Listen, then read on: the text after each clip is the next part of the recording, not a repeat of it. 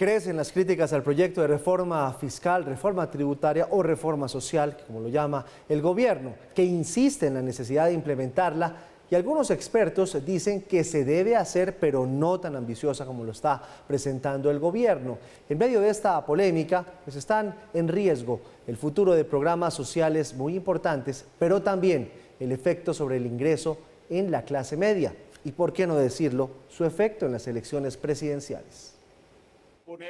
El ministro de Hacienda, Alberto Carrasquilla, insiste en la necesidad de la reforma que el gobierno bautizó como de solidaridad sostenible para ayudar a los más pobres, pero con un fuerte contenido fiscal que pretende cambiar la estructura de impuestos como el IVA y la renta. ¿Llegó la hora de la reforma? Sí, señor, llegó la hora de hacernos la pregunta si queremos que esos programas continúen o no continúen. La propuesta que nosotros hacemos es modesta y va en la dirección correcta. De acuerdo con la DIAN, iniciativas como pasar de exentos a excluidos muchos productos sí afectan los costos, pero no en gran proporción, y puede ser una manera de ser solidarios con los que más lo necesitan y mover el consumo. Les estamos entregando por devolución de IVA un cheque que vale 860.000 millones de pesos, cerca de 1 billón de pesos.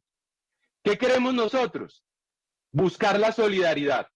¿Y qué queremos nosotros? Que el Congreso nos apruebe, que le podamos girar ese cheque, no a los productores de bienes exentos, sino girarles el cheque a los más vulnerables. Los productores agropecuarios no comparten la tesis del gobierno sobre la posible solidaridad que debían asumir. Hay que recordarle a él y a los demás que el cheque que le están dando a los productores es por el impuesto que están pagando los productores en los insumos. Eso no es que el gobierno esté sacando un bolsillo para regalarle a los productores. Pero desafortunadamente al gobierno se le está olvidando que en Colombia hay más de 6.4 millones de hogares que ganan entre un salario mínimo al mes y 3 salarios mínimos, y que esos no pueden ser considerados clase media, que son hogares de 3 personas que consumen muchísimos alimentos y que ellos no tendrían la evolución del IVA. En el foro Llegó la hora de la tributaria organizado por la República, la DIAN informó que busca que a través de la facturación electrónica el impuesto de renta funcione como el impuesto predial, para hacerle a todos la vida más fácil. Cambiar el concepto para algunos sectores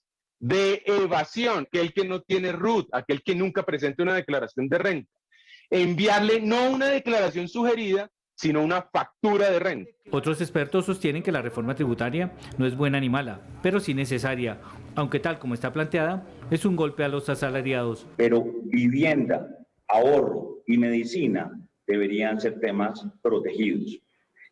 Hasta en Estados Unidos hay programas de diferimiento, no de exención o deducción. A pesar de la oposición que hay en el Congreso, también hay quienes no descartan la propuesta y dicen que hay que pensar en los más vulnerables primero. Pero el problema de los 20 millones de pobres, de los 6 millones de pobres adicionales, no es menor. Y creo que tener en cuenta que esta reforma pretende hacerle, ponerle el pecho a ese problema no es menor.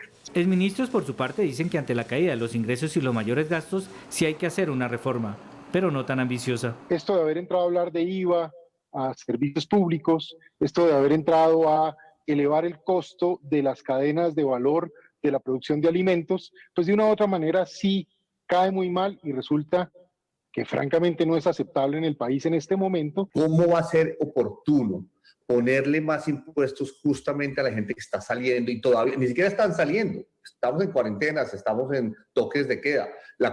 Esta pandemia es muy traicionera y están sucediendo picos. A las calificadoras les preocupa el aumento del déficit y la creciente deuda. Los expertos coinciden en que hay que hacer una reforma, pero hay reparos al proyecto que presentó el gobierno, porque lo ven demasiado ambicioso en este momento de crisis.